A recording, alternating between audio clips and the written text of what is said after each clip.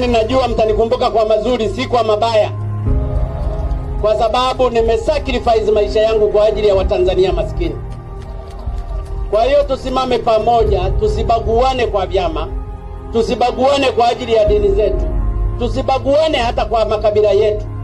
Sisi tuijenge Tanzania. Leo ni Machi 17 mwaka 2025. Siku kama ya leo taifa lilisimama, taifa lilimwaga machozi kwa sababu siku kama ya leo bendera ilishushwa na kuwa nusu mlingoti. Siku kama ya leo Machi 17 mwaka 2021 tulimpoteza aliyekuwa rais wa awamu ya 5 ya Jamhuri ya Muungano wa Tanzania. Na hapa namzungumzia shujaa, mpenda haki, rais wa wanyonge, John Pombe Joseph Magufuli.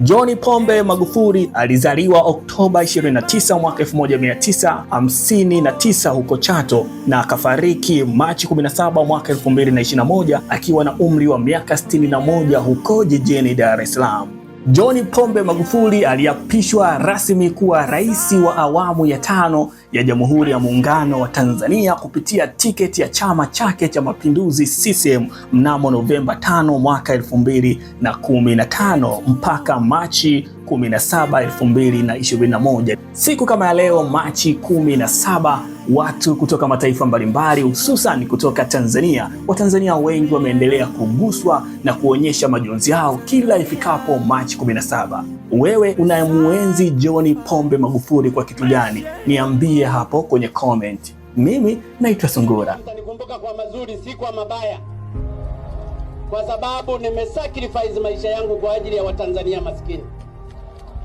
Kwa hiyo tusimame pamoja, tusibaguane kwa vyama, tusibaguane kwa ajili ya dini zetu, tusibaguane hata kwa makabila yetu. Sisi tuijenge